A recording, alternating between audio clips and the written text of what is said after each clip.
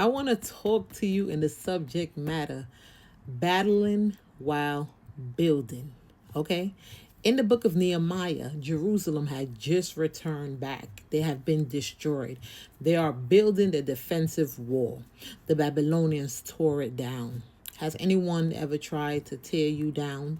Take control of you because you are defenseless. Take control of you because you don't know a lot about God. Take control of you because they know that you can't really see in the spirit realm, or you can't prophesy like them. Whatever the case may be, okay?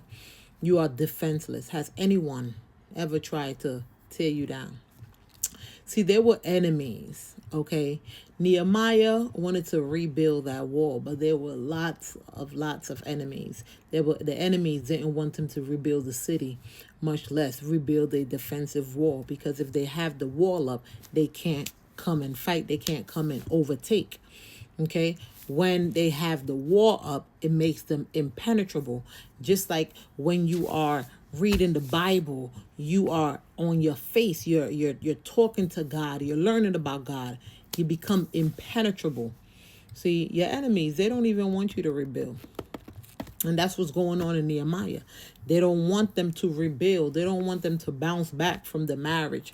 They don't want from the divorce, or the marriage, because there's some marriages that gets to go downhill. So some people don't want you to bounce back from your relationship, your marriage. Some people don't want you to bounce back from not having a job, from losing a car. Some people don't want you to bounce back from a lot of things. And that's what was going on in the book of Nehemiah. Okay? But Nehemiah was like, nah, we're going to do this. We're going to do this. And let me tell you, once the walls is up, their enemies cannot control them or take advantage of them anymore. See, the enemies were trying to frustrate them, Jerusalem, so that Nehemiah had to come in the nighttime. Let me read so y'all can understand what happened, okay? And that's in Nehemiah 6 and 9. In Nehemiah 6 and 9, Nehemiah 6 and verse 9, he had to come in the nighttime to come. Was it 6 and 9? No, it's Nehemiah 2, chapter 2, verse 12. And I arose in the night, I and some few men with me, neither told I any man what my God had put in my heart to do at Jerusalem. Neither was there any beast with me, save the beast except the beast that I rode upon.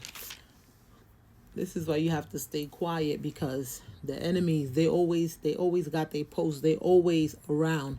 You have to stop talking too much, because that's why stuff get out. Things don't work out for you. See, if Nehemiah would have went in the day when they all out there just posed up, okay, they would have probably saw him. All right. But he went in the night. And when he went in the night, he specifically said, I told nobody. Stop talking so much. That's why your enemies know so much about you, because you're talking too much. Okay. So then we have Sanballat. That's the enemy. Okay. Y'all got some enemies. But y'all got enemies. Y'all know their name. But Nehemiah enemy was Sanballat. And in verse 5, in chapter 6, verse 5, he kept sending his maid to go and send letters to Nehemiah. And he said in the NIV, then the fifth time Sanballat sent his aide to me with the same message, and in his hand was an unsealed letter in which was written, it is reported among the nations and Geshem, saying, it is true that you and the Jews are plotting to revolt, and therefore you are building the wall. Moreover, according to these reports, you are about to become their king. Right, but I'm going to jump all the way to 8. And this is what Nehemiah answered him. He said in verse 8, Nehemiah 6, verse 8, in the NIV, I sent him this reply. Nothing like what you are saying is happening. You are just making it up out of your head. Number 9, verse 9.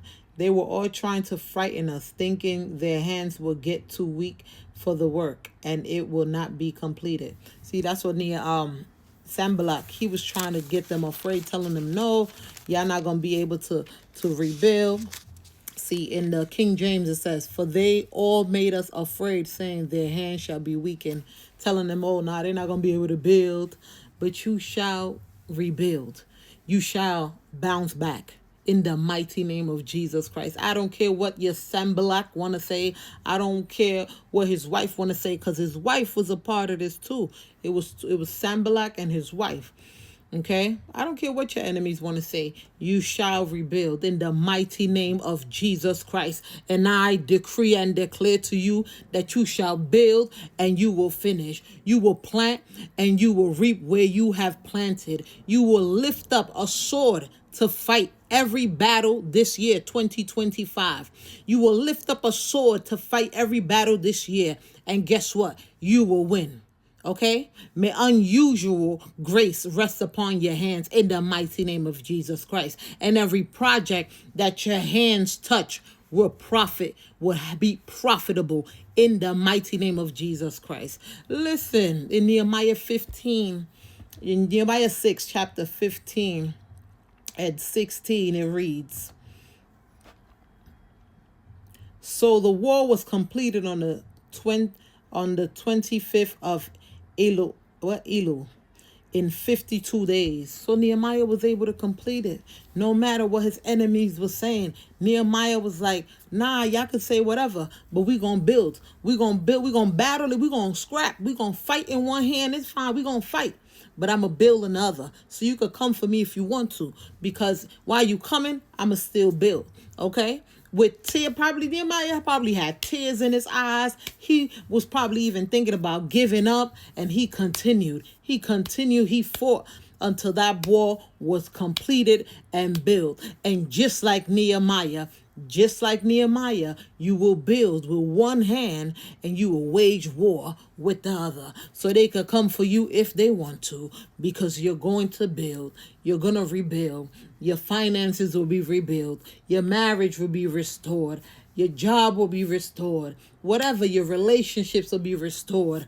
Let me tell you, if you had a vehicle, you lost a vehicle, your vehicle will be restored. If you had a home and you lost the home, your home will be restored. Whatever you are in need of this year, listen, you will battle with one hand and you will build with the other. And it's not always going to be battling and building. Once it's built, let me tell you, you're going to be strong enough to fight.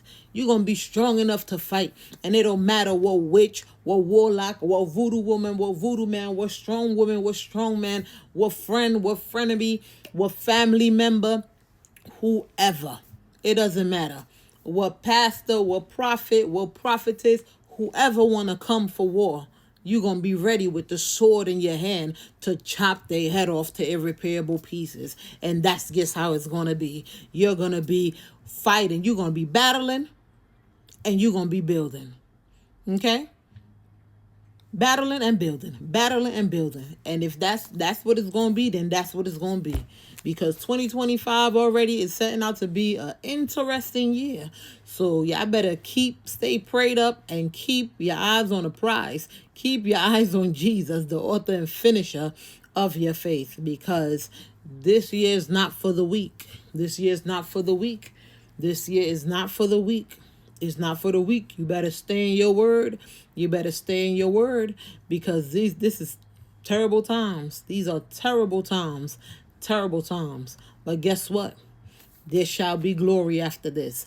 There shall be glory after this. And you shall continue to build. And just like Nehemiah, you will complete what you build. You will build and complete. You won't leave nothing undone. You will build and complete. You will start one project and finish the project and move on to the next project. It don't matter what opposition come your way. It don't matter how much money you don't have. You don't this. No. You're going to build and complete. Build and complete. Build and complete. Build and complete.